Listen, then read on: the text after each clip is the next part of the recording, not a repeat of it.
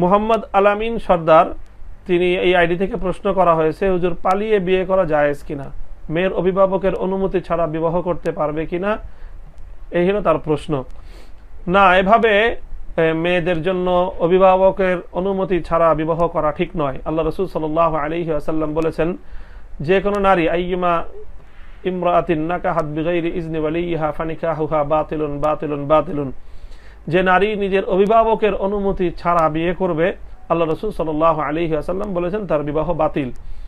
যদিও এটা নিয়ে ফুকাহা কেরামের বিভিন্ন ব্যাখ্যা রয়েছে এবং ফিকহে হানাফিদের ব্যাখ্যাটি হলো এই যে যদি সাবালিকা নারী সে তার গার্জিয়ান এবং অভিভাবকের অনুমতি ছাড়া তার সঙ্গে যেখানে কুফু হয় শরীয়তের অর্থাৎ তার সমপর্যায়ের কারো সঙ্গে যদি বিবাহ বন্ধনে আবদ্ধ হয়, তাহলে সেই বিবাহটি যদিও শরীয়ী দৃষ্টিকোণ থেকে বিশুদ্ধ হয়ে যাবে, কিন্তু এটিকে ইসলাম অনুৎসাহিত করেছে যে তার এই বিবাহটি এটি টেকসই হবে না।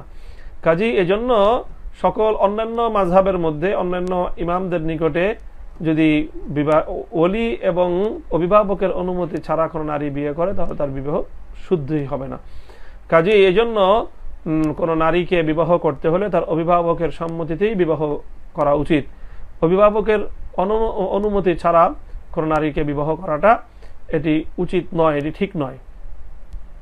যদিও কোনো কোনো ক্ষেত্রে বিবাহ হয়ে যায়, তবে হ্যাঁ, ফিকহে হানাফি মতেও যদি কোনো নারী এমন কোনো পুরুষের সঙ্গে নিজের অভিভাবকের অনুমতি ছাড়া বিবাহ করতে চায় যে সামাজিক স্ট্যাটাস এবং শরীয়তের যে কুফু রয়েছে, সম্পদের দিক থেকে মর্যাদার দিক থেকে যদি সমপর্যায়ের না হয়, তাহলে তার অসম কোনো বিবাহ, অসম পাত্রে যদি কোনো নারী নিজের অভিভাবকের অনুমতি ছাড়া বিবাহ করে তাহলে তার বিবাহ শুদ্ধ হবে না।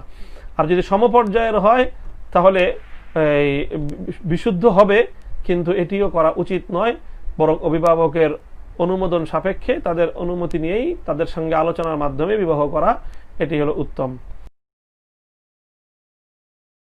তাহসিন ফেরদৌস আইডি থেকে জানতে চাওয়া হয়েছে, গায়ে হলুদের অনুষ্ঠানে যাওয়া কি জায়েজ?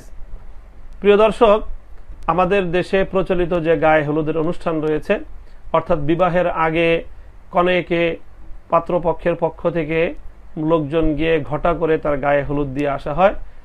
তো এমনিতে যদি স্ত্রী বা কনে সে নিজে স্বামীর ঘরে যাওয়ার প্রস্তুতি হিসেবে নিজের সাজসজ্জা গ্রহণ করবার জন্য, সৌন্দর্য অবলম্বন করবার জন্য নিজের গায়ে যদি হলুদ মাখে, হলুদের দ্বারা নিজের শরীরকে যদি সৌন্দর্যমণ্ডিত করতে চায় কোনো কনে, তাহলে সেটা করতে কোনো অসুবিধা নেই।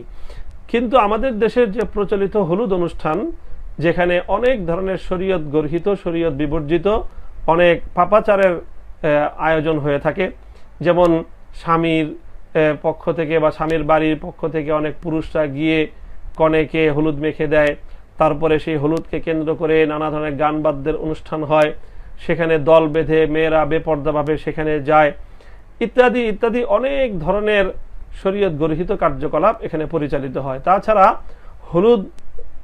হলুদের যে আয়োজন সেটি অনেকটা বিধর্মী কালচার বলেও আমাদের দেশে প্রচলিত, এটি হিন্দুয়ানি একটি কালচার হিসেবেও আমাদের দেশে প্রচলিত রয়েছে।